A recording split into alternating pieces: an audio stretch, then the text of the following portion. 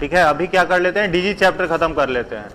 ऐसे किसी क्वेश्चन में दिक्कत हमको लग रहा है नहीं हुआ होगा आपको, उस बुक में नहीं हुआ था ना, कि हुआ था, दिक्कत हुआ है? जितना पढ़ाए हैं उससे प्रश्न बन जा रहा है ना, लास्ट में हम लोग कर लेंगे उसको थोड़ी देर के लिए, ठीक है। अभी चैप्टर शुरू कर देते हैं। हुआ है प्रॉब्लम?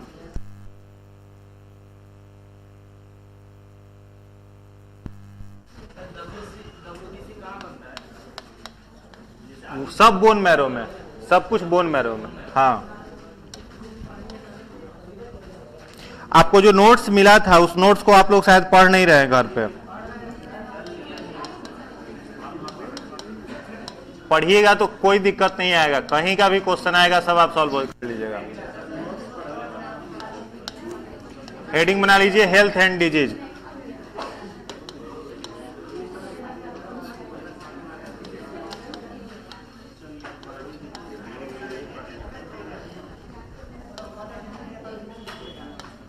क्या सही बोल रहे हो?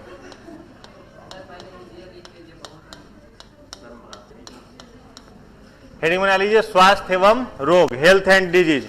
बहुत इंपॉर्टेंट क्वेश्चन है, हर साल इसका एक एक क्वेश्चन आपको मिल ही जाएगा एग्जाम में, ठीक है। सभी परीक्षा में जो भी आपका जीएस बेस्ड एग्जाम है उन सारे एग्जाम में आपको 1 से 2 प्रश्न इस चैप्टर के मिलने ही मिल रहे हैं, एकदम तय है। तो हेल्थ एंड डिजीज देखिए, अब हेल्थ क्या है तो सब लोग जान रहे हैं, ठीक है। स्वास्थ्य किसको कहा जाता है? स्वास्थ्य का एक परिभाषा वर्ल्ड हेल्थ ऑर्गेनाइजेशन ने दिया था कि if any person fit from physically, mentally and socially then they are called healthy. अगर कोई व्यक्ति या इंसान शारीरिक, मानसिक और सामाजिक तीनों परिप्रेक्ष्य में स्वस्थ है तभी उसे स्वस्थ माना जाएगा, और इन तीनों में एक भी रूप में बीमार है तो वो स्वस्थ की के कैटेगरी में नहीं आएगा। अगर इसको फॉलो हम लोग करें तो देश में कोई स्वस्थ नहीं है, ठीक है, और बिहार में तो सब बीमार मिलेगा आपको। तो फिजिकली, मेंटली और सोशली। फिजिकली का मतलब समझ रहे हो आप, शारीरिक रूप से हड्डी उड्डी जुड़ा हुआ है, लीवर किडनी ढीला नहीं है, तो वो क्या है, फिजिकली फिट है।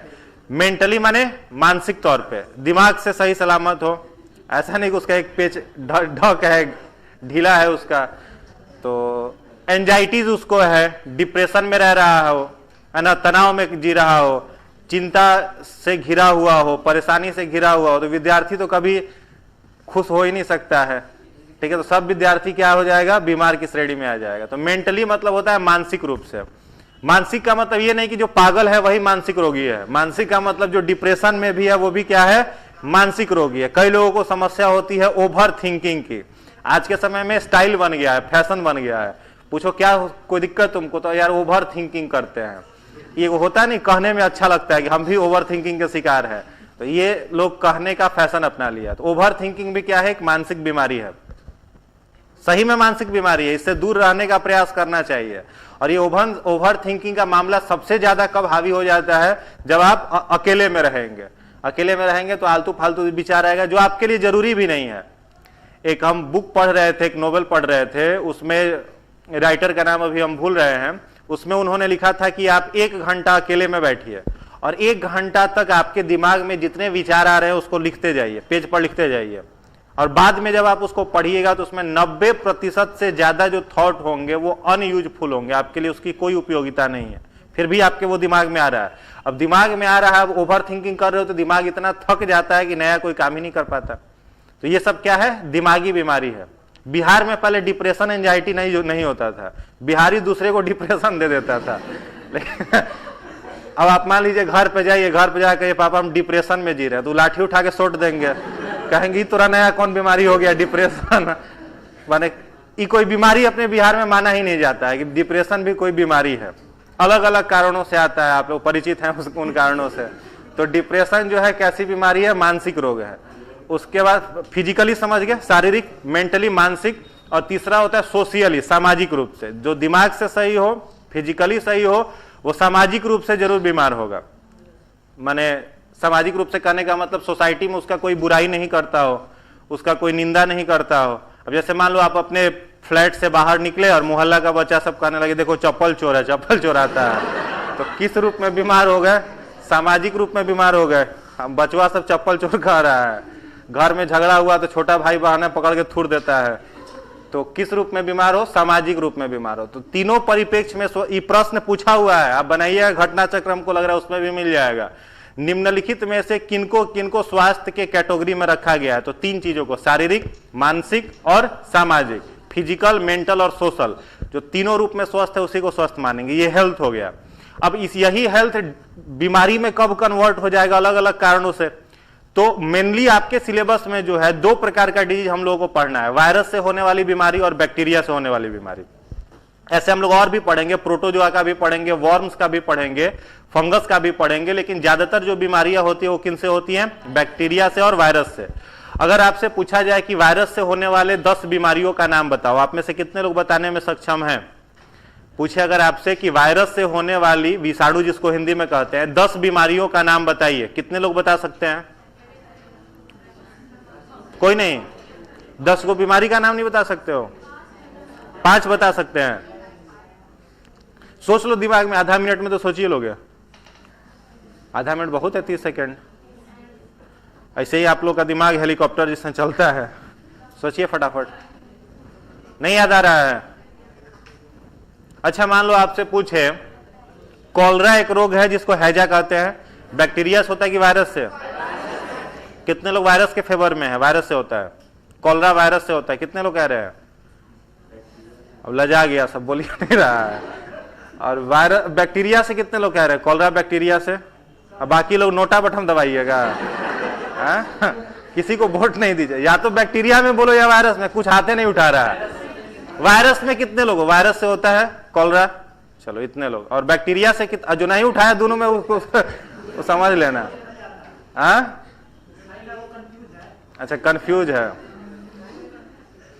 कंफ्यूज मत रहिए, दोनों में से कोई बिहार बीपीएससी तो निगेटिव मार्किंग में नहीं होता है, तुक्का मारो।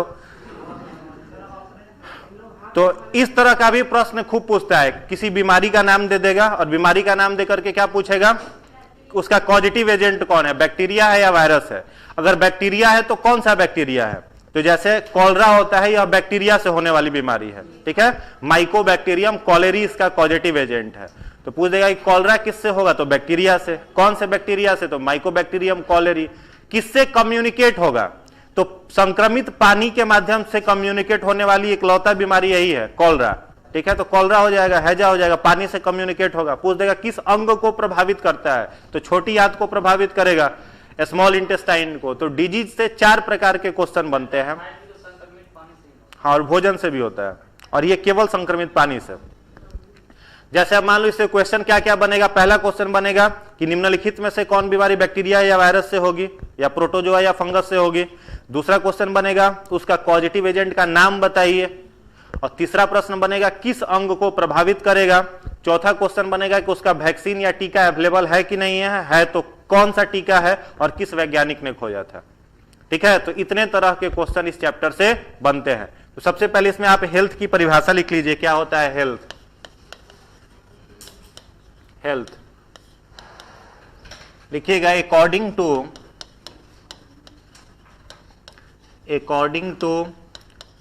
WHO,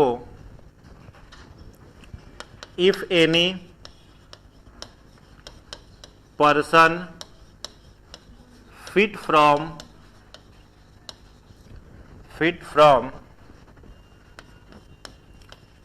physically,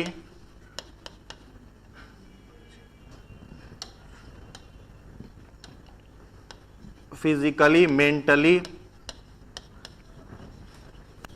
and socially called healthy person।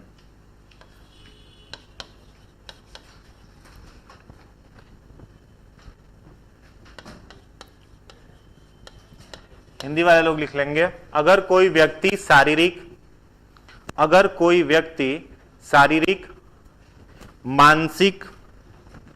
मानसिक और सामाजिक,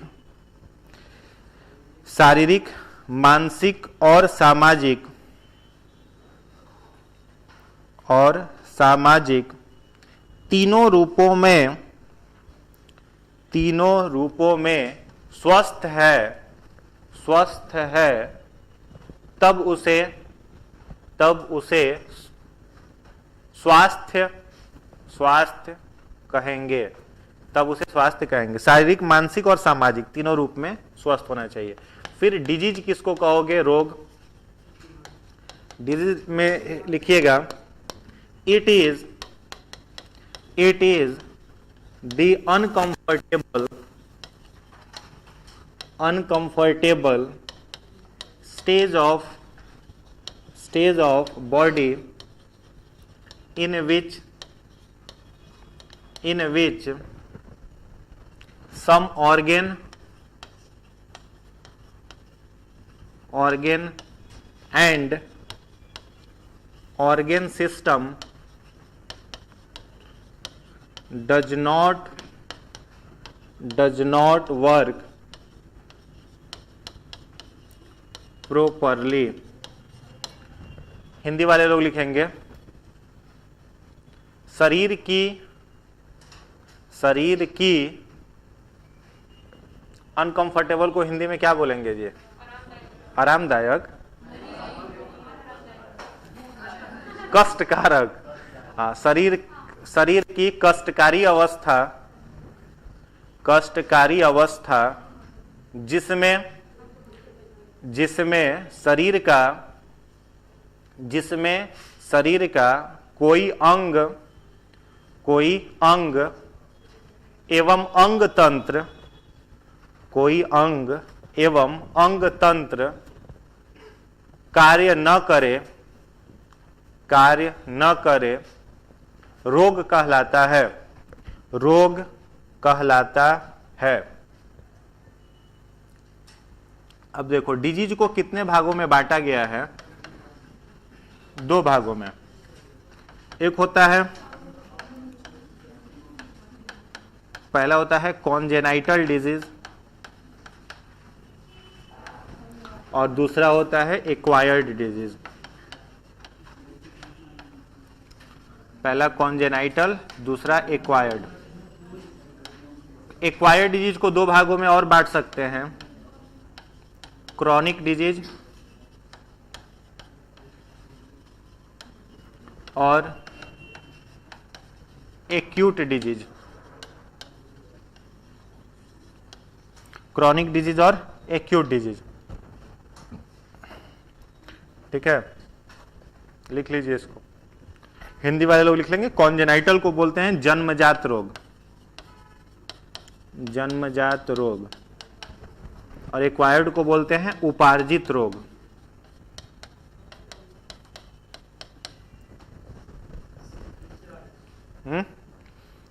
क्रॉनिक और एक्यूट को वही बोलते हैं, उसका कोई खास हिंदी नहीं है, समझा देंगे, समझ में आ जाएगा फिर।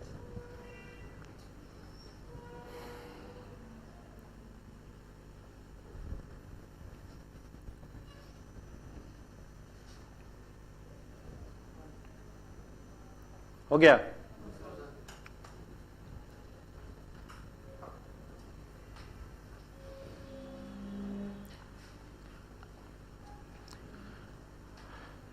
ठीक है। रोग क्या होता है? शरीर को परेशान करने वाली अवस्था है जिसमें शरीर का कोई अंग या अंग तंत्र कार्य नहीं करता है।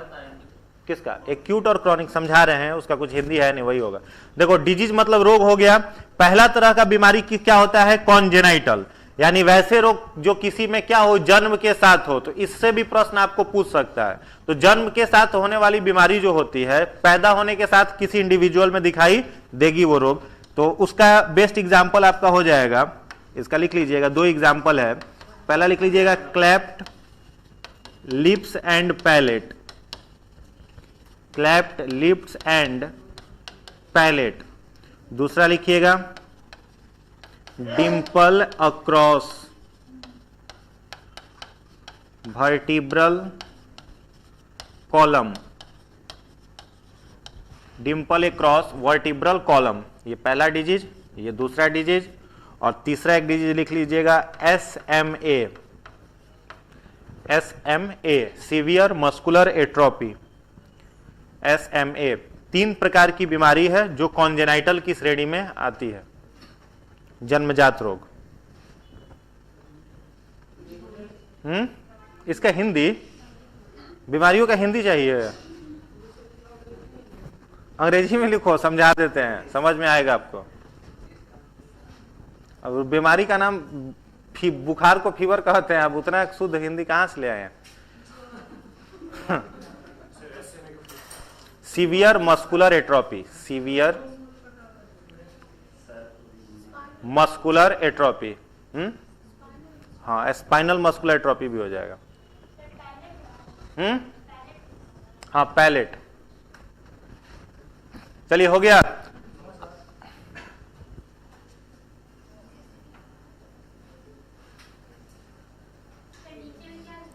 Dimple across vertebral column, Dimple across vertebral column,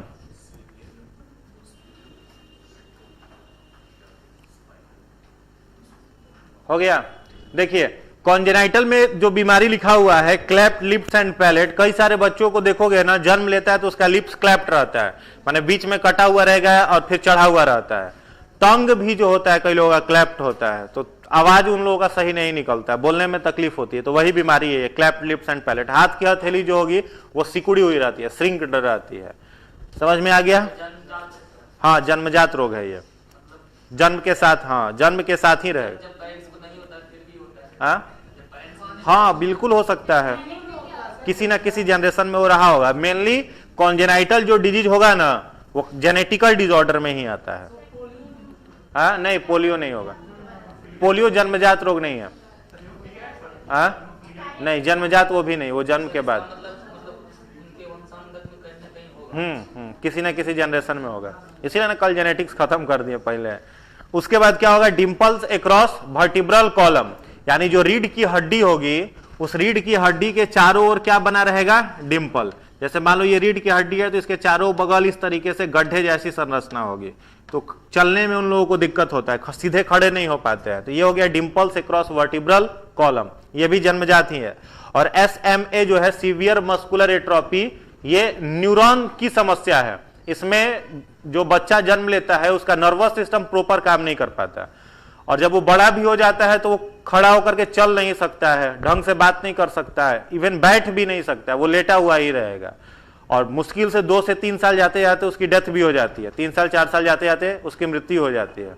और ये जो है बीमारी SMA, इसमें क्या होता है तो शरीर में प्रोटीन नहीं बन पाता, ठीक है, शरीर में जो प्रॉपर प्रोटीन होता है वो प्रोटीन नहीं बन पाता, और इसका ट्रीटमेंट भी बहुत महंगा है, ठीक है। अभी आप लोग सुने होंगे अयांश वाला, ठीक है, तो अयांश को कौन सी बीमारी थी?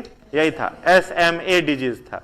या उसके पहले भी अपने ही भारत में एक 6 या 7 महीने की लड़की थी, उसको यह बीमारी था, तो 16 करोड़ का उसको इंजेक्शन लगना था। वो इंजेक्शन आता कहां से? तो अमेरिका से आता है, 16 करोड़ उसका प्राइस है, जिस पर भारत सरकार का GST 5 करोड़ है, ठीक है। तो मोदी जी बेचारे उस पर GST माफ कर दिए थे, तो 11 करोड़ में उसको इंजेक्शन मिल गया। 16 करोड़ का इंजेक्शन, 5 करोड़ GST माफ हुआ तो 11 करोड़ में मिला, ठीक है। क्या? नहीं, यहां नहीं बन सकता। कुछ टेक्नोलॉजी कुछ देश जो होते हैं वो दूसरे के साथ शेयर नहीं करते हैं, फिर उसका वैल्यू कम हो जाएगा ना, ठीक है। तो SMA डिजीज हो गया, ये सब कैसी बीमारी है? कॉन्जेनाइटल। उसके बाद है एक्वायर्ड डिजीज, उपार्जित। तो उपार्जित का मतलब क्या होता है? कमाना, ठीक है। तो इंसान कमाता कब है? जन्म के पहले की बाद में? बाद में कमाएगा। तो ये कॉन्जेनाइटल एक्वायर्ड डिजीज माने जन्म के बाद होने वाली बीमारी है। अब ये 2 प्रकार के हो सकते हैं, क्रॉनिक हो सकते हैं और एक्यूट हो सकते हैं। क्रॉनिक वैसी बीमारी होती है जो लंबे समय तक चलती है, ठीक है। लंबे समय तक चलने वाली बीमारी को क्या बोलते हैं? क्रॉनिक। जैसे मान लो किसी को डायबिटीज हो गया, तो डायबिटीज जब तक जिंदा रहेगा तब तक उसके साथ चलते रहेगा, तो वो कौन सा डिजीज हो गया? क्रॉनिक हो जाएगा। या फिर किसी को कैंसर हो गया, तो कैंसर भी क्या होगा? लंबे समय तक चलेगा, तो वो भी हो गया आपका क्रॉनिक डिजीज। तो लंबे समय तक चलने वाली बीमारी को क्रॉनिक कहते हैं, और जो हो करके तुरंत खत्म हो जाए उसको बोलते हैं एक्यूट डिजीज। जैसे किसी को जॉन्डिस हो गया, टाइफाइड हो गया, फ्लू हो गया, तो ये सब बीमारी होकर के तुरंत खत्म हो जाता है, इसलिए क्या हो जाएगा? ये एक्यूट डिजीज। हाँ फीवर सब आ जाएगा, फीवर, कफ, स्नीजिंग, कोल्ड कफ, ये सब इसी में आ जाएगा, एक्यूट में आ जाएगा। तो शॉर्ट टर्म डिजीज को बोला जाता है क्या? एक्यूट। और लॉन्ग टर्म डिजीज को क्या बोला जाएगा? क्रॉनिक बोला जाएगा। समझ गए? कोई दिक्कत कि नहीं को? अब इसके अलावा डिजीज और 2 प्रकार के हो सकते हैं, एक को हम लोग बोलते हैं communicable disease, communicable.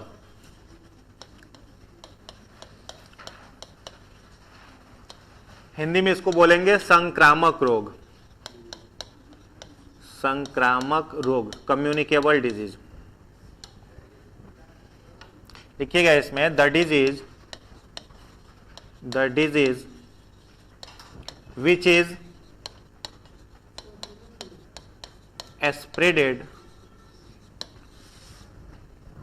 spreaded from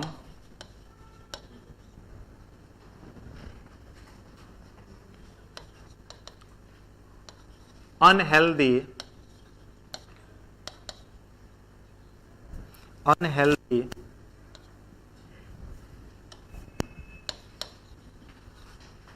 to healthy ones,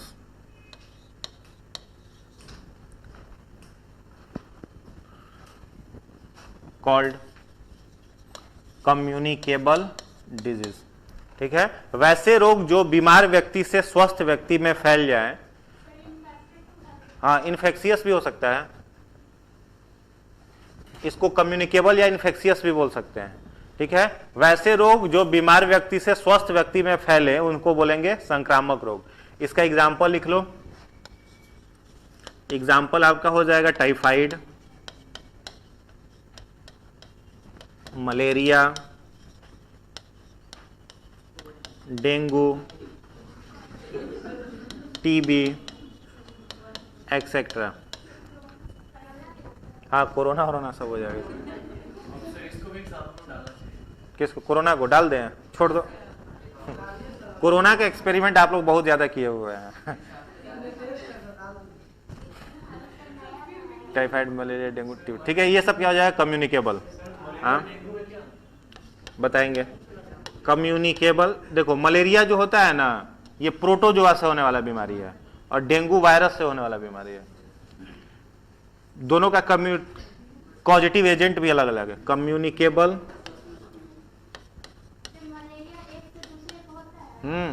जिस इंसान को मलेरिया हुआ है उसको कोई मच्छर काट ले और वही मच्छर जाकर के स्वस्थ इंसान को काट ले, या फिर ब्लड ट्रांसफ्यूजन करा दें, इसका मलेरिया वाले पेशेंट का खून चढ़ा दे स्वस्थ व्यक्ति में। Communicable disease caused by the infection of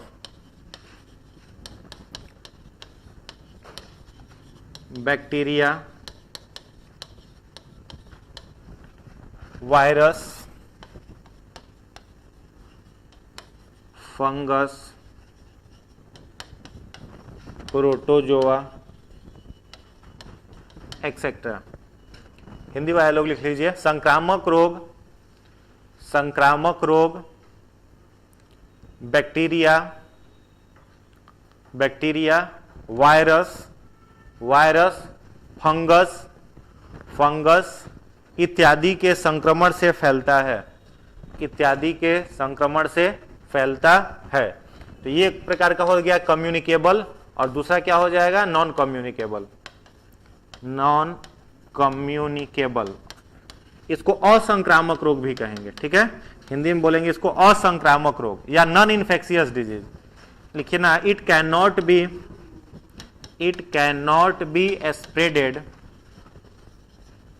spreaded from unhealthy to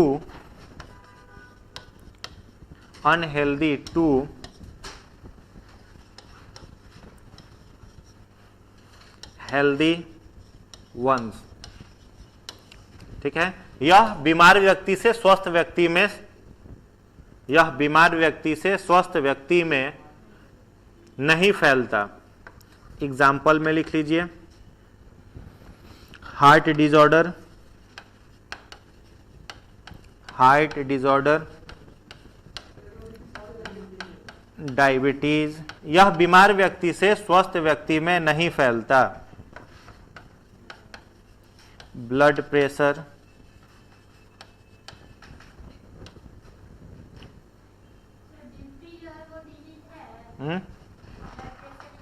हाँ, क्यों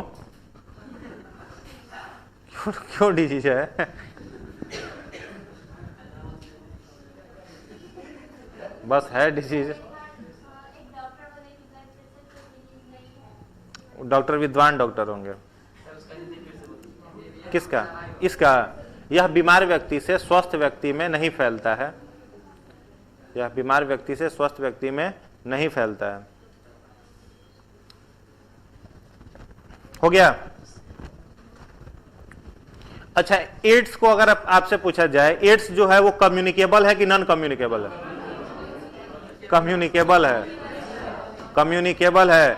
देखो याद रखोगे, जो भी बीमारी वायरस, फंगस, प्रोटोजोआ या वर्म से होगी वो सब कम्युनिकेबल होगा। वायरस से अगर कोई बीमारी हो रही है तो कम्युनिकेबल होगा, बैक्टीरिया से हो रहा है तो कम्युनिकेबल होगा। हाँ देखो, अब ये आप मत समझना कि छुआछूत की बीमारी जो होती है केवल वही कम्युनिकेबल है, ठीक है?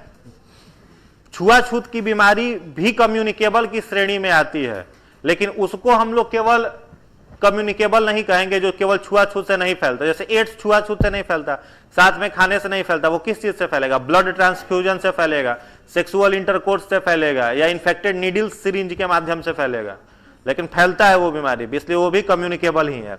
चलिए, इतना हो गया। तो वही ना, HIV वायरस हो गया, वायरस का नाम, इतना लिख लिए। लेकिन ये सब बीमारी जो है, किसी को हार्ट की बीमारी है, डायबिटीज है, ब्लड प्रेशर है, कोलेस्ट्रॉल है, ठीक है, ये सब बीमारी जो होती है वो फैलने वाली नहीं है। चलिए, तो मेनली हम लोग अगला इस चैप्टर में हम लोग को मेनली क्या पढ़ना है? केवल कम्युनिकेबल डिजीज के बारे में पढ़ना है। तो हेडिंग बना लिएगा। हाँ हाँ चढ़ाया ही नहीं जाएगा। अगर किसी का ब्लड प्रेशर हाई है ना, तो उसका ऑपरेशन तक नहीं किया जा सकता है।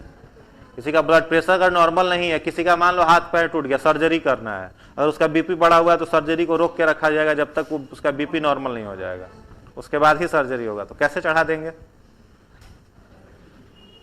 चलिए लिख लिए, हेडिंग बना लीजिए, वायरस डिजीज। वायरस डिजीज, विषाणु जनित रोग, विषाणु जनित रोग, विषाणु जनित रोग। अच्छा, वायरस क्या है? सेल के आधार पर ए सेलुलर है कि सेलुलर है कि मल्टी सेलुलर है? ए सेलुलर है। तो वायरस के संबंध में ये शब्द एकदम तोता टाइप के आपको याद रखना है कि वायरस कैसा होता है? ए सेलुलर होता है, जिसको हिंदी में हम लोग अकोशिकीय बोलते हैं। ये 2-3 हजार बार हम आपको बताए हैं, इसलिए भूलिएगा मत। क्या होता है? वायरस अकोशिकीय होता है, ठीक है? वायरस का अगर पूछा जाए किस चीज का बना हुआ तो क्या बोलिएगा? क्रिस्टल, ठीक है? क्या बोलेंगे? क्रिस्टल का बना हुआ होता है। वायरस में कोई एंजाइम पाया जाएगा कि नहीं पाया जाएगा? नहीं पाया जाएगा। No any enzyme found in virus. ये 3 चीज एकदम वायरस के बारे में याद रखना है, ठीक है? शेप लाइक क्रिस्टल, ठीक है? क्रिस्टल शेप का रहता है, कोई एंजाइम नहीं रहेगा, क्रिस्टल शेप का रहेगा, ए सेलुलर रहेगा, यानी बिना किसी सेल का रहेगा। याद हो गया? इन्वायरमेंट में कैसा रहेगा? डेड। और होस्ट बॉडी में कैसा रहेगा? लिविंग रहेगा, ठीक है? अब इससे होने वाली एक और पॉइंट इसमें लिखिएगा, the disease caused by the action of, the disease caused by the action of virus, the action of virus is called virus disease, या viral disease is called virus disease. Hindi वाले लोग लिखेंगे, वायरस के संक्रमण से होने वाली बीमारी, वायरस के संक्रमण से होने वाली बीमारी वायरस जनित रोग कहलाती है, वायरस जनित रोग कहलाती है। एक ट्रिक लिख लो, इस पर सारा डिजीज आ जाएगा।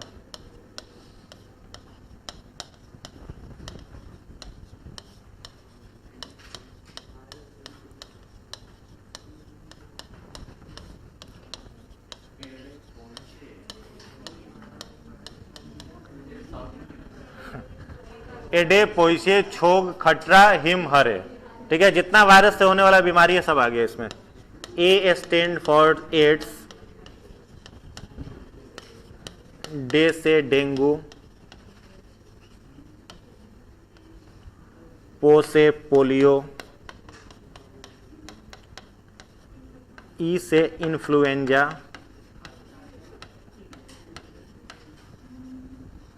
चे से हो जाएगा चिकन पॉक्स, चिकन पॉक्स, इसको हिंदी में चेचक भी बोलते हैं। छो से हो जाएगा स्मॉल पॉक्स, स्मॉल पॉक्स, गांव देहात में इसको छोटी माता भी बोलते हैं, छोटी माता। ग से हो जाएगा गलसुआ, गलसुआ, या इसको मम्स भी बोलते हैं। ख से हो जाएगा खसरा, इसको मीजल्स भी बोलते हैं। ट्र से हो जाएगा ट्रेकोमा,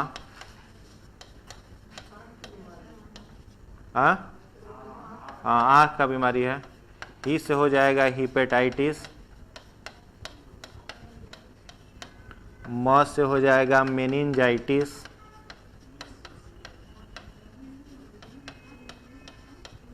ह से हो जाएगा हर्पीज। रे से हो जाएगा रैबिज। सब वायरस हर एक को ट्रिक में लगा दे तो को लगा देंगे तो कोरोना भी आ जाएगा उसी में, कोरोना छोड़ देते हैं। कहाँ क्या लिखे हैं? एडे पोइचे छोग खटरा हिम हरे, इतना शुद्ध शुद्ध साफ साफ तो लिखा हुआ है। लिख लो जैसे लिखे हैं बस वैसे ही, और उसको 3-4 बार पढ़ोगे घर पे तो याद हो जाएगा।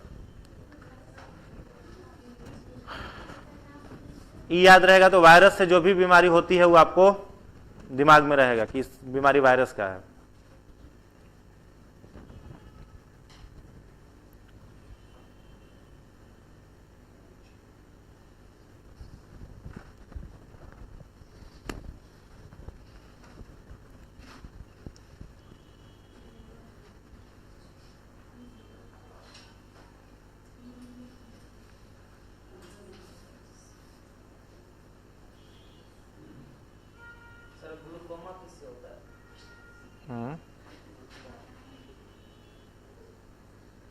वो न्यूट्रिएंट्स की कमी से, पोषक तत्वों की कमी से होने वाली बीमारी। एक चैप्टर पढ़ाएंगे बैलेंस डाइट, वहां पर बताएंगे वो।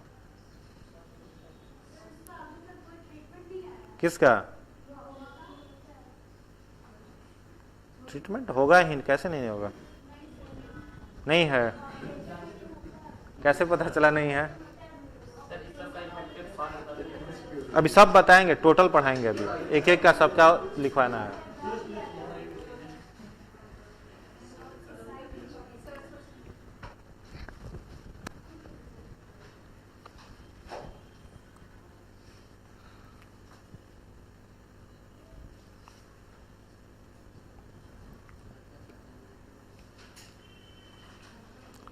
एक छोटा सा वायरस जिसे देखा नहीं जा सकता, वो भी शरीर को निस्तनाबूद करने में सक्षम है। सोचो, इतना माइक्रोन डिजॉर्डर है, माइक्रोन वायरस है। माइक्रोन में इसको मेजर किया जाता है। माइक्रोन वायरस का जो मेजरमेंट होता है किसमें होता है? माइक्रोन में।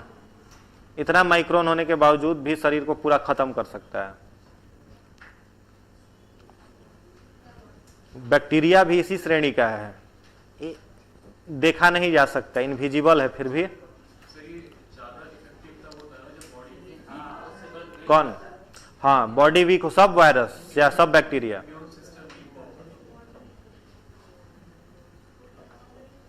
लेकिन कुछ इसमें ऐसा है, कितना भी मजबूत इम्यून सिस्टम है, ढीला करिए देता है। अब एड्स का वायरस शरीर में इंटर कर गया, कितना भी मजबूत आप इम्यून रखे रहिए, थोड़े ना बच पाएंगे। चलिए, हो गया। ट्रिक में पूरा जितना भी वायरस से होने वाला बीमारी है सब आ जाएगा। एडे पोइचे छोग खटरा हिमहरे। ए से एड्स, डे से डेंगू, पो से पोलियो, ई से इन्फ्लुएंजा, चे से चेचक या चिकन पॉक्स, छो से स्मॉल पॉक्स या छोटी माता, और उसके बाद इसको चेचक को कई जगह बड़ी माता भी कहते हैं। ग से गलसुआ, ख से खसरा, ट्र से ट्रेकोमा, ही से हिपेटाइटिस, म से मेनिंजाइटिस, ह से हर्पीज, रे से रैबिज। ठीक है, अब चलिए एक एक के बारे में पढ़ना है। हेडिंग बना लीजिए एड्स। आगे बढ़े।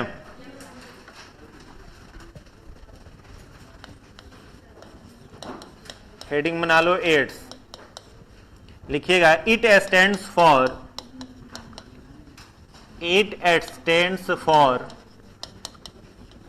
Acquired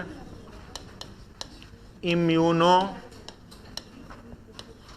deficiency syndrome. It stands for acquired immunodeficiency syndrome. लिखिएगा हिंदी वाले लोग, एड्स का मतलब, बाकी सब अंग्रेजी में लिख लो एड्स का मतलब बाकी सब इंग्लिश में, फुल फॉर्म इंग्लिश में ना होगा। Acquired immunodeficiency syndrome caused by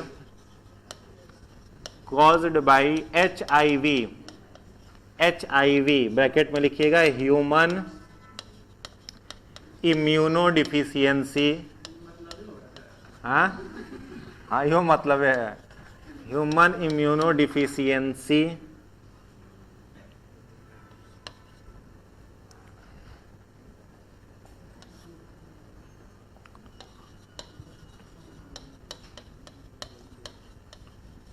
virus.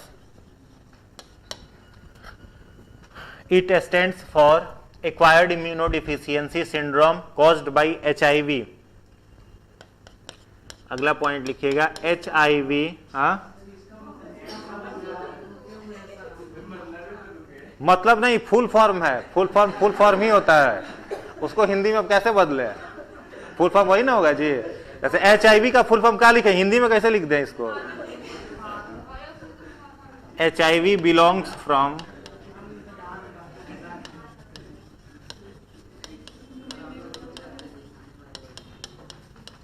Retrovirus family.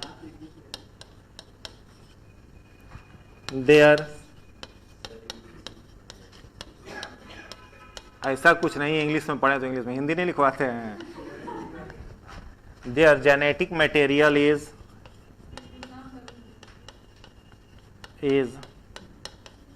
RNA। लिखिए इसका हिंदी है HIV रेट्रोवायरस परिवार का सदस्य है। रेट्रोवायरस परिवार का सदस्य है। रेट्रोवायरस परिवार का सदस्य है जिसका अनुवांशिक पदार्थ RNA होता है।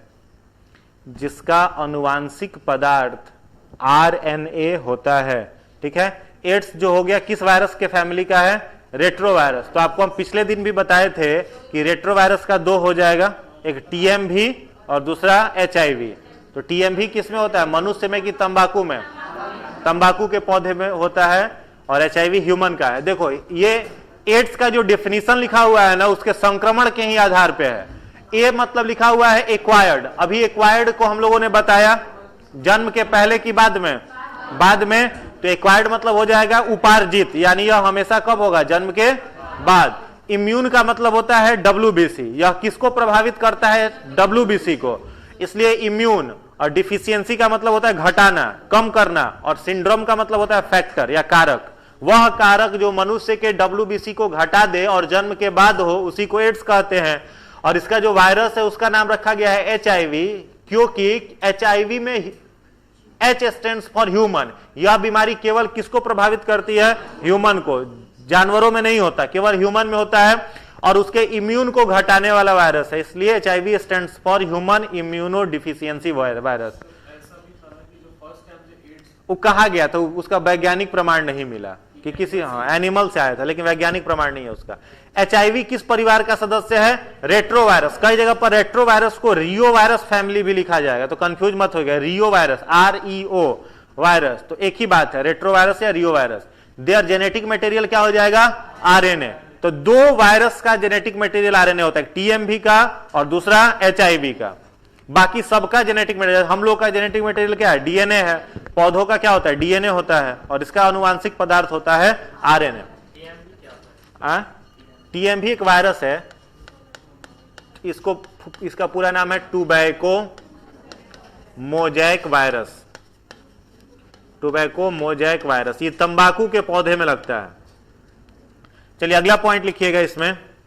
Ads was firstly recognized by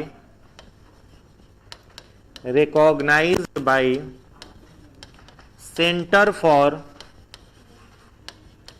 disease control, centre for disease control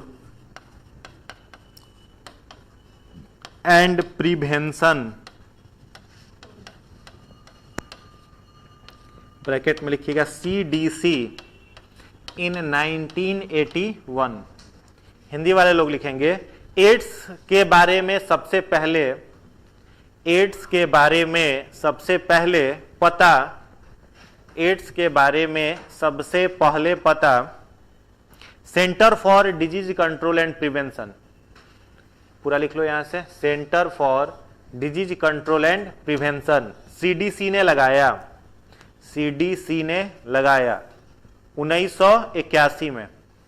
CDC क्या है? कोई भी बीमारी आती है, कोई भी बीमारी लॉन्च होती है तो उसको रिकॉग्नाइज करने का जिम्मा किसका होता है? CDC का। तो एकदम किसी भी डिजीज के बारे में दिया हुआ हो, पूछे कि पता किसने लगाया, तो तुरंत CDC देखिएगा, टिक मार दीजिएगा। कोरोना वायरस भी आया तो इसका भी पता किसने लगाया? CDC ने लगाया, ठीक है। Centre for disease control and prevention कहाँ की संस्था है? अमेरिका की है। कहाँ की? अमेरिका की संस्था है, किसी भी डिजीज को रिकॉग्नाइज करती है। तो 1981 में एड्स के बारे में पता लगाया गया। ऐसे कहे तो 1981 में HIV वायरस के बारे में पता लगाया गया था, ठीक है, सॉरी एड्स के बारे में, ठीक है, पता लगाया गया था। और इसका वायरस कब जानकारी में आया था? 84 में, 1984 में। भारत में इसका सबसे पहला पेशेंट कहां मिला था? गोवा में। कहां मिला था? गोवा में। भारत में एड्स का सबसे पहला पेशेंट मिला था, गोवा में मिला था। चलिए अगला पॉइंट लिखिएगा, इसका सिम्टम्स।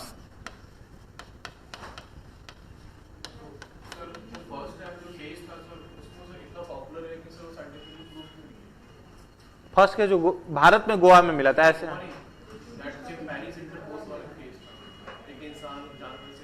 वो फालतू है वो उसका कोई वैसा ऑथेंटिक थोड़ी मिला था।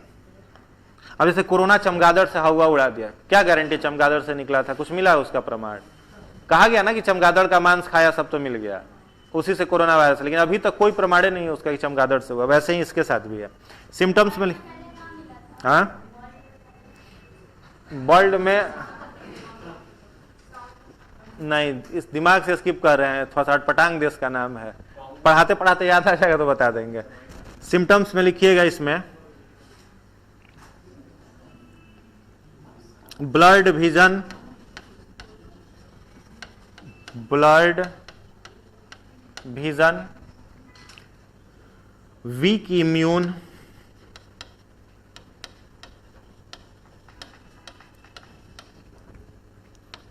Breathe loss, breath loss, weight loss, weight loss,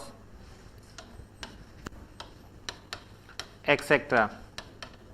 Hindi वाले लोग लिख लीजिए, ब्लड विजन का मतलब धुंधला दिखाई देना, धुंधला, ठीक है, धुंधला दिखाई देना। अभी किसी को कमजोरी के चलते धुंधला दिखाई दे तो टेंशन में मत आना, या आंख के चलते दिक्कत हो तो वो अलग है। इसमें धुंधला दिखाई देने लगता है, ब्लड विजन हो जाता है, वीक इम्यून, बार बार व्यक्ति बीमार पड़ेगा, ब्रीथ लॉस, सांस लेने में दिक्कत होने लगेगी, वेट लॉस, शरीर का वजन जो है लगातार गिरते चला जाएगा, घटते चला जाएगा, ठीक है। अगला पॉइंट लिखिएगा, इसके दो जांच हैं, टेस्ट। पहला टेस्ट है ELISA, ELISA enzyme linked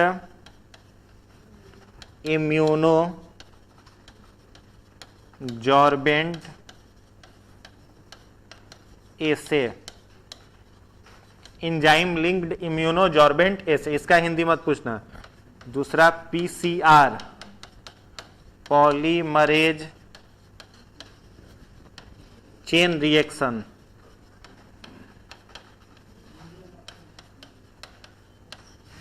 polymerase chain reaction, PCR।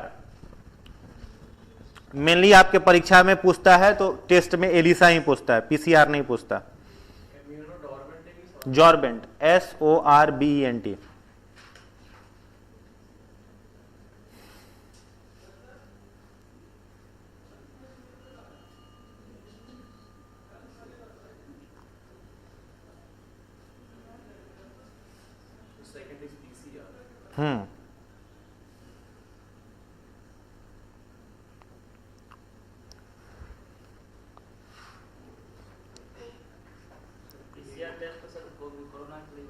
RT-PCR होता था। इतना जल्दी कोरोना भूल गए। एक खाली और ही प्रकोप दिखाएगा ना, 2 महीना ताला बंद में हो जाओगे। हाँ, होली आ ही रहा है। पहला बार हम लोग होली में घर गए तो अबे नहीं किए, 6 महीना बाद आए। तो जब होली आता है वो फैल जाता है। कोनो डोज आ जाए, बूस्टर डोज आ जाए, कुछ डोज आ जाए, वो मूड बना लिया तो अबे करेगा। ठीक है, सुनने वाला है नहीं। हाँ, इस बार 1 महीना, पिछला लॉकडाउन 7 या 8 महीना में कोचिंग वोचिंग खुला था। स्कूल 7 जनवरी 2020 में जो मार्च में आया, कोचिंग खुला 21 के 7 जनवरी को। उसके बाद फिर दोबारा दूसरा अटैक मारा तो 3 महीना बंद रखा। दूसरा बार तो 1 महीना के आसपास बंद रहा। तीसरका में बंद नहीं हुआ, बंद तो था ही सब कुछ नहीं कह सकते हैं। इतना प्रिडिक्शन मत करिए, उसको गुस्सा आ गया ना तब। टेस्ट किसका कितना है? 2 टेस्ट, पहला है एलिसा और दूसरा क्या हो जाएगा? PCR। इसमें आपको एलिसा खूब बढ़िया से ये टर्म याद रखिएगा, ठीक है। फुल फॉर्म याद करने की कोई जरूरत नहीं है। एलिसा याद रखिएगा, दूसरा PCR याद रखिएगा, ठीक है। ये जांच जो होता है, तुरंत कोई व्यक्ति अगर HIV से संक्रमित हुआ, मान लो कोई HIV पॉजिटिव व्यक्ति हुआ, तो उसको तुरंत एड्स नहीं हो जाएगा। HIV को एड्स में बदलने में कम से कम 3 से 4 साल का समय लग जाता है, कई बार 7-7, 8-8 साल का समय लग जाता है। HIV पॉजिटिव व्यक्ति हुआ, अगर उसी समय मालूम चल जाए कि HIV पॉजिटिव है और उसी समय से प्रिकॉशंस लेना शुरू कर दे, तो यह भी हो सकता है कि पूरा जीवन एकदम मजे में वो जी ले और उसको एड्स हो ही नहीं, ठीक है। तो ये बीमारी जो होती है शुरू में मालूम पता नहीं चलता है, जब पूरा का पूरा हेल्थ डाउन हो जाएगा। अब किसी को यह बीमारी हुई तो वो इस बीमारी से नहीं मरेगा, वो किसी थर्ड बीमारी से मर जाएगा, क्योंकि बॉडी का WBC है नहीं, तो किसी भी डिजीज से फाइट करने की क्षमता शरीर की नहीं रहेगी और वो तीसरी बीमारी से मर जाता है। लिख तो दिए हैं, इतना लक्षण लिख दिए हैं। उसके बाद अगला पॉइंट लिखिएगा इसी का, इट इज स्प्रेडेड थ्रू, लिखिएगा it is spreaded through infected blood transfusion, infected blood transfusion through infected needles, through infected needles, through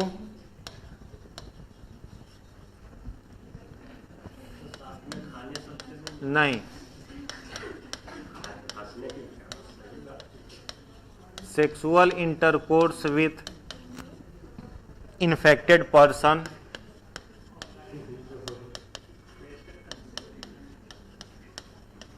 from infected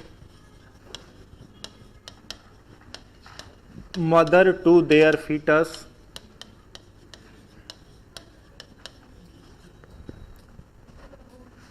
by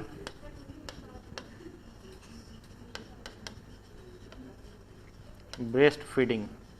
Hindi वाले लोग लिख लेंगे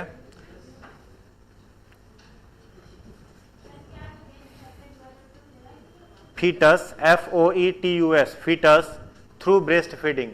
हिंदी वाले लोग लिख लीजिए, यह रोग संक्रमित रक्त आधान से, आधान मतलब चढ़ाना, संक्रमित रक्त आधान से, संक्रमित रक्त आधान से, कॉमा संक्रमित सुइयों के इस्तेमाल से, संक्रमित सुइयों के इस्तेमाल से, कॉमा संक्रमित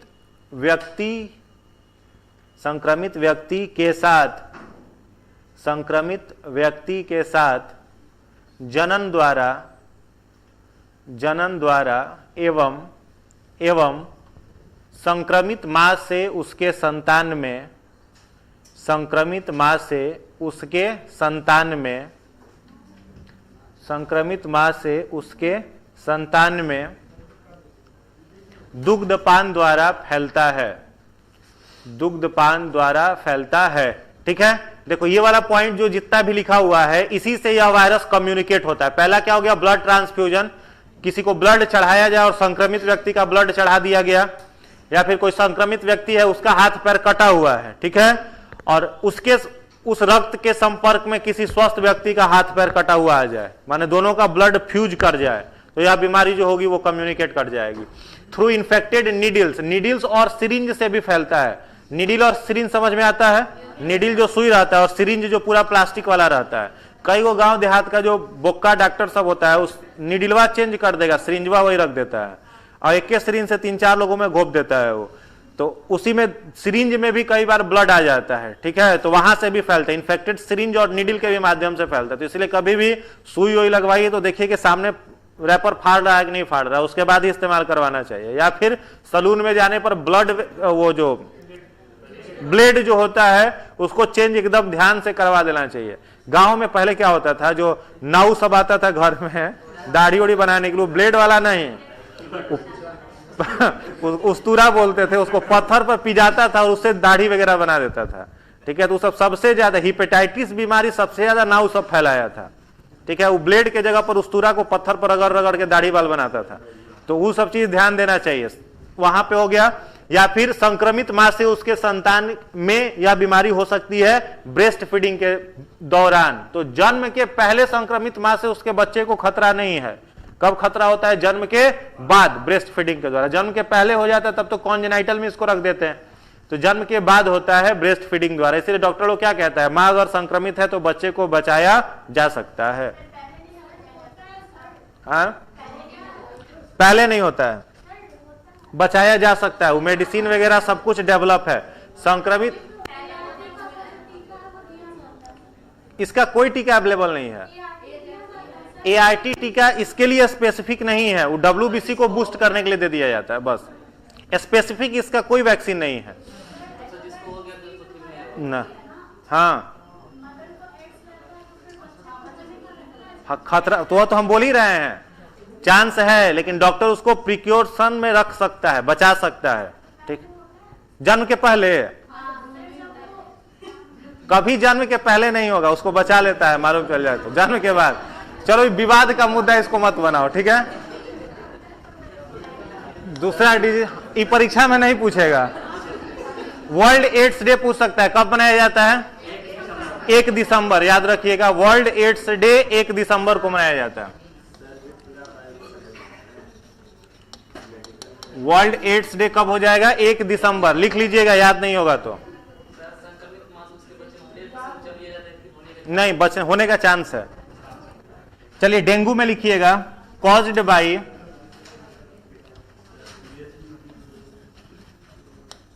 by ribo flavi virus, caused by ribo flavi virus. यह राइबो फैल्वी वायरस द्वारा होता है। डेंगू को हिंदी में डेंगुए बोलते हैं, डेंगू। यह राइबो फैल्वी वायरस द्वारा होता है, राइबो है, राइबो फैल्वी वायरस द्वारा होता है। अगला पॉइंट लिखिएगा, स्प्रेडेड थ्रू फीमेल एडीज एग्जिप्टी, पूरा नाम लो इसका, खिसिया जाएगा, खाली एडीज नहीं, मॉस्किटोज, है ना बहुत खराब बीमारी है। इट इज ऑल्सो कॉल्ड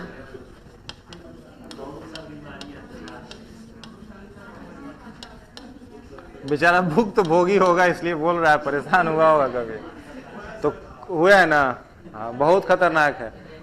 हुआ था क्या कभी, कर देता है ना। हाँ, caused by ribo flavi virus. दूसरा पॉइंट लिखिएगा, यह मादा एडीज एग्जिप्टी मच्छर के काटने से फैलता है। मादा एडीज एग्जिप्टी, AGYPTI, मादा एडीज एग्जिप्टी मच्छर के काटने से फैलता है। कोई भी बीमारी होता है वो नर मच्छर के काटने से नहीं फैलता है। नर मच्छर जो होता है वो शरीफ रहता है, वो काटता ही नहीं है, ठीक है। हाँ, कैसे पता करिएगा कि मच्छर जो है नर है या मादा है? तो जो काटा वो नर, जो काटी वो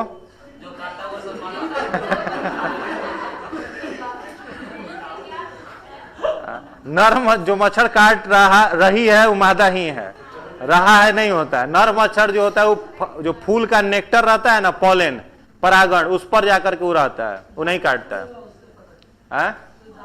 मतलब काटती फीमेल। हाँ, काटती फीमेल ही है, मेल मॉस्किटो नहीं काटता है, ठीक है? मेल मॉस्किटो नहीं काटता है, शरीफ होता है। तो मादा एडीज एग्जिप्टी मच्छर के काटने से कौन सा रोग हो गया? बड़ी हंस रहा है सर जी। डेंगू। इसको अगला पॉइंट लिख लीजिएगा, इसे हड्डी तोड़ बुखार भी कहते हैं। हाँ, डेंगू को ही कहा जाता है, उपनाम दिया गया है हड्डी तोड़ बुखार। उपनाम समझते हैं ना, जैसे लोगों को दिया जाता था। जैसे आप लोग इतिहास में पढ़े होंगे, एक राजा को लंपट मूर्ख की उपाधि दी गई थी, जहांगीर को, फर्रुखसियर को। अब क्या नाम हमको याद नहीं है, बहुत पहले हम पढ़े थे। अब जो था यार आप लोग जान लेना। या एक रंगीला बादशाह की उपाधि भी मिला था, किसी को मिला था ना, मोहम्मद शाह को। तो वैसे ही इसको भी उपाधि की, इस बीमारी को उपाधि की क्या मिला है? बोन ब्रेक फीवर, हड्डी तोड़ बुखार की उपाधि मिली है, ठीक है? अगला पॉइंट लिखिएगा, सिम्टम्स। हाँ क्या? हाँ, सिम्टम्स लिख रहे हैं तो क्लियर हो जाएगा। सिम्टम्स में लिखिएगा ज्वाइंट पेन। हाँ, सिम्टम्स मतलब लक्षण, ज्वाइंट पेन, फीवर, हेडेक, लो प्लेटलेट्स, एक्सेट्रा।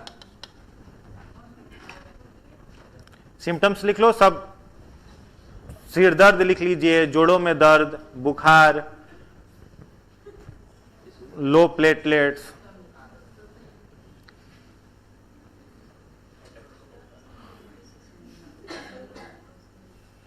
हो गया।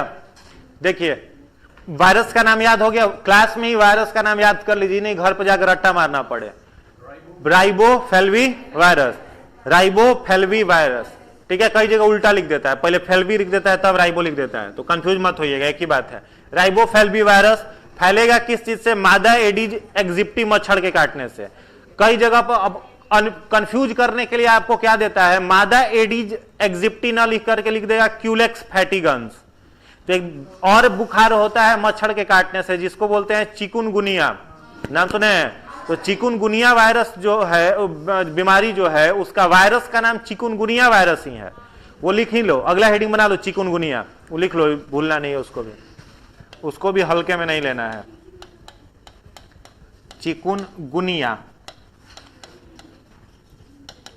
डैश दे करके लिखिएगा, caused by chikungunya virus, caused by chikungunya virus, chikungunya virus. इसका वायरस यही है, चिकुनगुनिया ही है। यह चिकुनगुनिया वायरस द्वारा होता है। हो गया। स्प्रेडेड थ्रू, अगला पॉइंट लिखने ही लिखिएगा इसका, चिकुनगुनिया का, spreaded through bite of, chikungunya का ही अगला point, spreaded through bite of. यह रोग, हिंदी वाले लोग लिखिए, यह रोग female culex fatigans, female culex fatigans, यह रोग फीमेल क्यूलेक्स फैटिगन्स मच्छर के काटने से होता है। हाँ, यहां भी मादा मच्छर, फीमेल क्यूलेक्स फैटिगन्स मच्छर के काटने से होता है, ठीक है?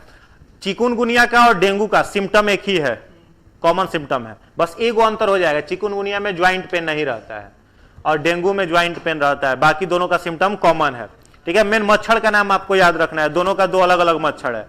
तो डेंगू को क्या बोलते हैं? ज्वाइंट फीवर, इसमें बोन ब्रेक फीवर। हाँ, केवल मच्छर से। हड्डी तोड़ बुखार इसलिए कहते हैं कि शरीर का जितना भी ज्वाइंट होता है ना, सब कॉन्ट्रैक्ट हो जाएगा। सामान्य प्लेटलेट्स की संख्या 1.5 लाख रहेगी, वो प्लेटलेट्स लगातार घटते चला जाएगा और बार बार घटते घटते अगर 5000 के नीचे आ गया तो पेशेंट जो होता है वो बेड पर से खड़ा भी नहीं हो पाता है। 5000 के नीचे तो पानी नहीं चढ़ने लगेगा, फिर 4000 जाते तो पानी नहीं चढ़ने लगता है। ना मरता नहीं है। 3-3 हजार से भी रिकवर हुए हैं पेशेंट, 3000 से पेशेंट रिकवर हुए हैं। 50,000 ठीक है, 50,000 में बस माथा में दर्द रहेगा, वो चलते फिरते रह सकता है। आप कितना से रिकवर हुए थे? भाई हम रिकवर कितना से हुए थे? हाँ बोलिए।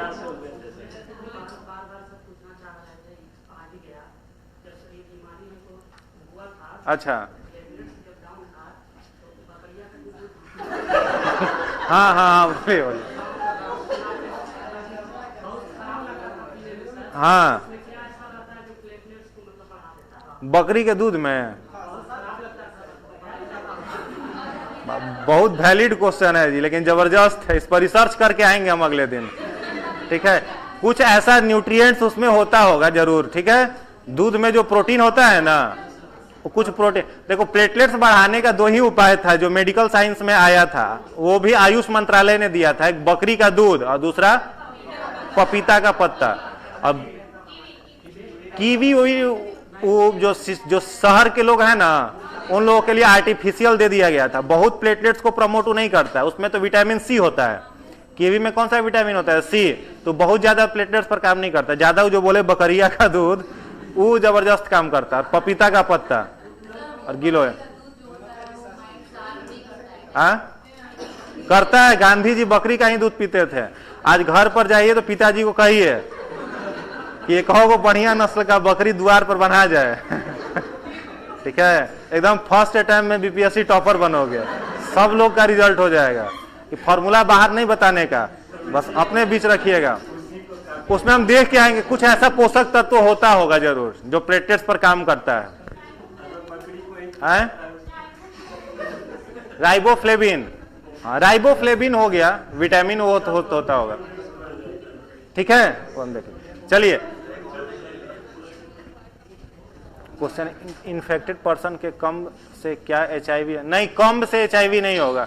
इन्फेक्टेड सलोनी बोल रही हैं, नहीं कंघी से HIV नहीं फैलेगा।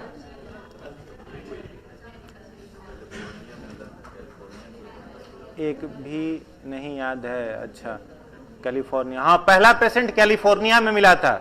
HIV का पहला पेशेंट कहाँ मिला था? कैलिफोर्निया में, सही है।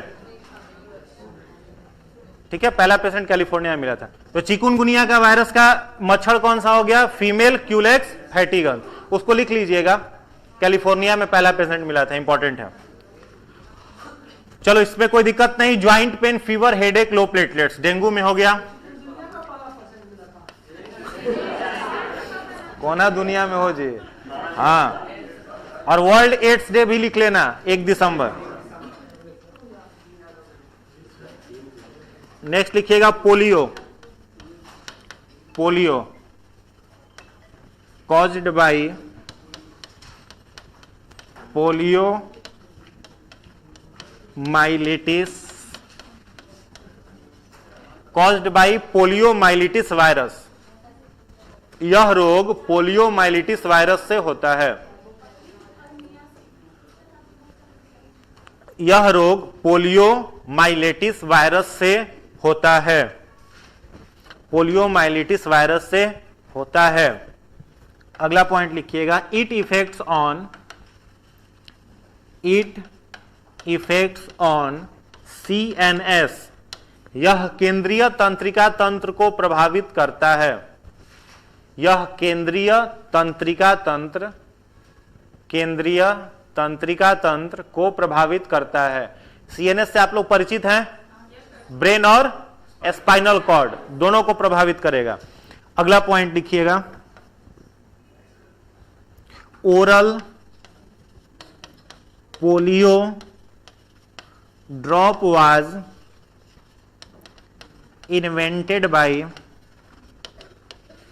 Albert Sabin while polio vaccine was invented by genre Salk. Hindi वाले लोग लिखेंगे 2 बूंद जिंदगी का खोज, हाँ 2 बूंद जिंदगी की खोज एल्बर्ट सेबिन ने की, जबकि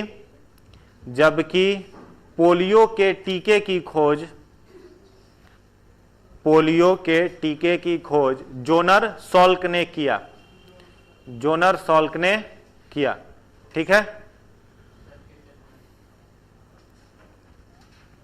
पोलियो ड्रॉप की खोज एल्बर्ट सेबिन ने की, जबकि पोलियो के टीके की खोज जोनर सॉल्क ने की। हाँ 5 साल के नीचे। अब ऐसा नहीं है जैसे किसी को मान लो पोलियो ड्रॉप नहीं पिया 5 साल तक, तो पोलियो केवल 2 लोगों को प्रभावित करता है, यंग एज में नहीं करता। जैसे हम लोग अगर नहीं पिए रहे पोलियो तो बुढ़ारी में मार देगा, ठीक है।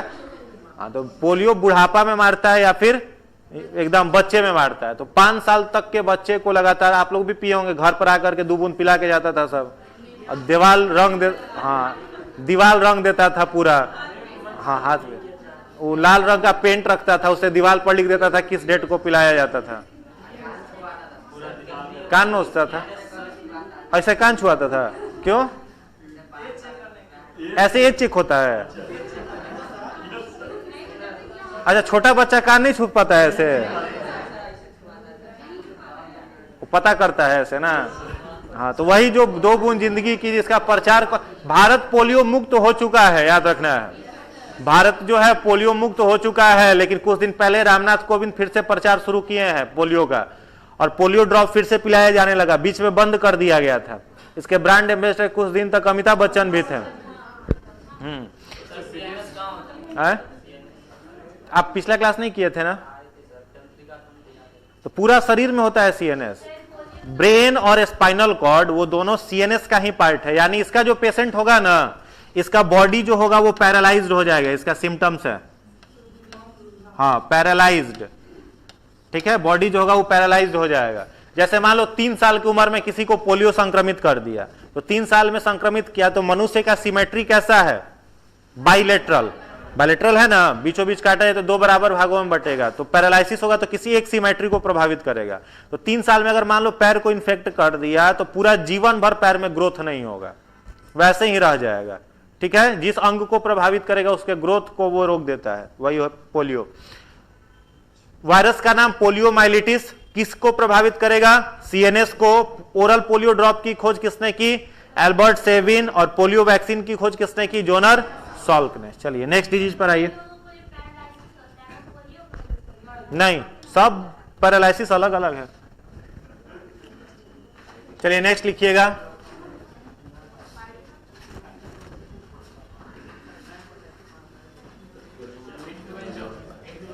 इन्फ्लुएंजा था,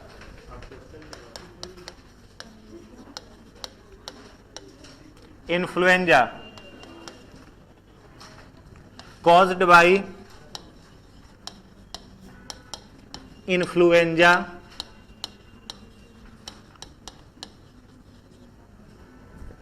by influenza virus spreaded through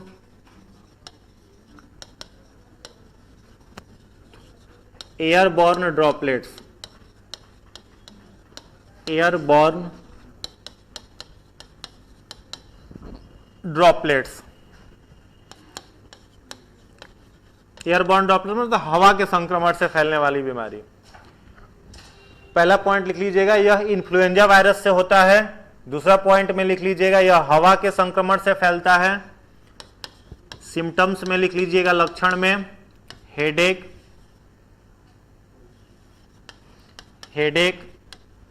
fever, cold etcetera. अब इसी इन्फ्लुएंजा को 2 पार्ट में हम लोग पढ़ लेंगे। यहां पर पहला लिख लीजिएगा बर्ड फ्लू किससे होता है बताओ? Caused by H5 N1 strain of influenza virus. Influenza virus का ही यह क्या है, स्ट्रेन है, H5N1। बर्ड फ्लू को बर्ड फ्लू ही कहते हैं, ठीक है, हिंदी में भी। अगला पॉइंट लिखिएगा, spreaded through infected birds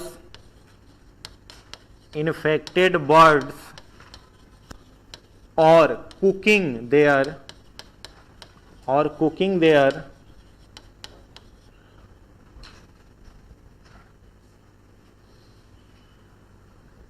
cooking नहीं, ईटिंग कर लो, और ईटिंग देयर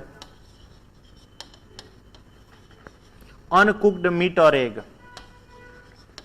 अनकुक्ड मीट और एग। और दूसरा लिखिएगा बर्ड फ्लू के बाद स्वाइन फ्लू। स्वाइन फ्लू इसका हिंदी लिख लीजिए, ऊपर वाले का लिख लीजिए। यह इन्फ्लुएंजा वायरस के H5N1 स्ट्रेन द्वारा होता है। इन्फ्लुएंजा वायरस के H5N1 स्ट्रेन द्वारा होता है। स्ट्रेन मतलब जैसे मान लो कोरोना एक वायरस है, तो उसका पहला स्ट्रेन कौन सा था, अल्फा वेरिएंट, फिर delta variant, delta plus variant, Omicron variant. तो वेरिएंट को ही स्ट्रेन कहा जाता है, टाइप हो गया ये। तो इन्फ्लुएंजा वायरस का एक टाइप है H5N1, इससे कौन सा रोग हो जाएगा, बर्ड फ्लू। क्लियर है। और दूसरा पॉइंट का हिंदी अपने से लिख लो, यह बीमारी संक्रमित पक्षियों के संपर्क में आने से तथा उनका अनकुक्ड मतलब बिना पका हुआ मांस या अंडा खाने से फैलता है। हाँ, इंसान में ऐसे पहले पक्षी में हुआ रहेगा और उसके संपर्क में आप चले गए। मान लो मुर्गी को हुआ है, मुर्गी को गोदी में लेके खिला रहे हैं, या फिर उसका मांस कटवा के घर पे ले जा रहे हैं। ऐसे 73 डिग्री टेम्परेचर के बाद ये वायरस जिंदा नहीं बचता है। कुकर में डलवा के 15 सीटी मरवा दीजिए तो यह वायरस नहीं काम करेगा, ठीक है, लेकिन ले आकर के घर आओगे उतने देर में गबड़ा देगा। नेक्स्ट देखिएगा स्वाइन फ्लू, इसको पिग इन्फ्लुएंजा भी बोला जाता है। पिग इन्फ्लुएंजा, स्वाइन फ्लू या पिग इन्फ्लुएंजा। बताओ इसका स्ट्रेन बताइए। हाँ, कॉज्ड बाय H1N1 वायरस। ये खूब पूछता है ये दोनों, इसलिए याद रखना है। Caused by H1N1। H1N1 भी किसका स्ट्रेन है, इन्फ्लुएंजा वायरस का ही। स्प्रेडेड थ्रू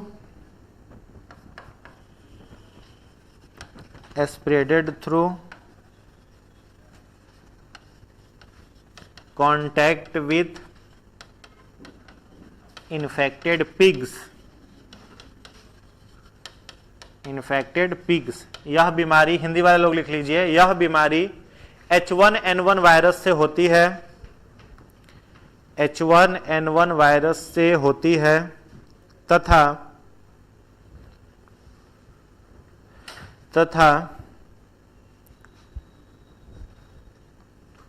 संक्रमित सुअर के संपर्क में आने से फैलती है। संक्रमित सुअर के संपर्क में आने से फैलती है।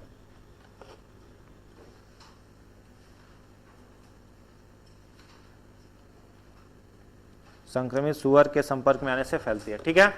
कोई दिक्कत इसमें किसी को? आगे बढ़े। एक डिजीज और लिख लो फिर छोड़ देते हैं। नेक्स्ट लिखिएगा, कौन सा था, स्मॉल पॉक्स ना,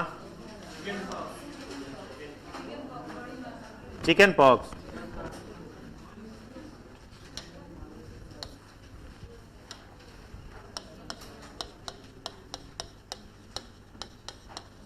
लिखिएगा caused by varicella zoster virus. Caused by varicella zoster virus. spreaded through airborne droplets,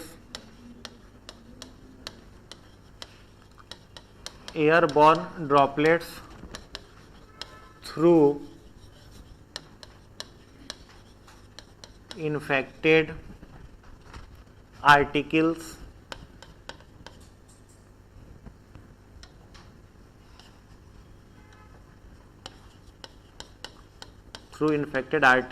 etcetera. Hindi वाले लोग लिख लीजिए, यह बीमारी भेरिसेला जोस्टर वायरस के संक्रमण से होती है। यह बीमारी भेरिसेला जोस्टर वायरस के संक्रमण से होती है तथा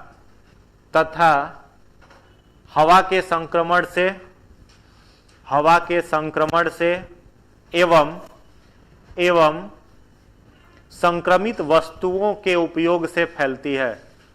संक्रमित वस्तुओं के उपयोग से फैलती है। सिम्टम्स में लिखिएगा, रेड, इचिंग, स्पॉट और wounds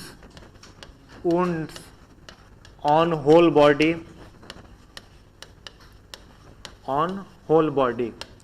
हिंदी वाले लोग लिख लीजिएगा, सिम्टम्स मत में, लक्षण में, पूरे शरीर पे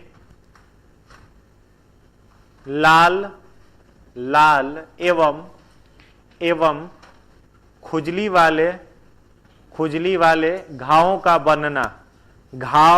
बनना। और इसी से एक मिलता जुलता रोग है स्मॉल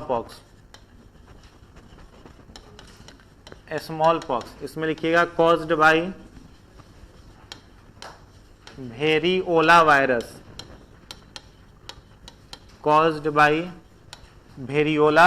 वायरस। और दोनों का स्प्रेडेड थ्रू और सिम्टम एक ही है। हो गया। देखो इसमें चिकन पॉक्स जो है, जिसको चेचक भी कहते हैं, इसका वायरस हो गया भेरिसेला जोस्टर वायरस। सामान्यतः ये गंदगी से फैलने वाली बीमारी है, ठीक है। तो इसके जो पेशेंट होते हैं उनके नजदीक जाने से लोगों को क्या किया जाता है, मना किया जाता है। और घर में क्या कहा जाता है, माता जी आई हुई हैं, देवी माँ आई हुई हैं। तो देवी माँ इसलिए कहा जाता है कि जो पेशेंट होगा उसके नजदीक लोग नहीं जाएगा, ठीक है। इसलिए बोला जाता है। दूसरा, एंटी बैक्टीरियल प्रॉपर्टी नीम के पत्ते में होता है, तो वो पत्ता को रखा जाता है, जलाया वगैरह जाता है। उससे बड़ा तकलीफ देने वाली बीमारी है, ठीक है। पूरा शरीर पर जो होता है कोई पार्ट नहीं बचता, लाल चकते बन जाते हैं, घाव बन जाते हैं, उसमें मस्त मवाद भरा हुआ रहता है, इचिंग वाले स्पॉट होते हैं। तो घाव अगर शरीर पर बड़ा हो तो उसको बोला जाता है क्या, चिकन पॉक्स। जो व्यक्ति को हुआ है वह स्वस्थ व्यक्ति के संपर्क में अगर उसका हवा से उसका खांसी या फिर उसका छींकना आ जाए, या फिर जिस बेड पर वो सोया हुआ है उस बेड पर कोई आकर के लेट जाए, तो बेड पर सोया हुआ है तो उसका घाव तो पस संपर्क में आया ही है। या फिर उसके द्वारा यूज किया हुआ टॉवेल यूज कर ले, उसके द्वारा यूज किया हुआ कंघी यूज कर ले, तो यह बीमारी जो है वो बीमार व्यक्ति से स्वस्थ व्यक्ति में कम्युनिकेट हो जाती है, ठीक है। और ये जो है स्मॉल पॉक्स, इसका वेरियोला वायरस हो गया। और दोनों में अंतर क्या हो जाएगा, तो इसका जो घाव होता है स्मॉल पॉक्स का, वो चिकन पॉक्स के रिस्पेक्ट में थोड़ा सा छोटा होता है। बस इतना ही, ऑटोमेटिक 7-8 दिन लगता है, ठीक हो जाता है। चलिए इसके आगे नेक्स्ट क्लास में करेंगे।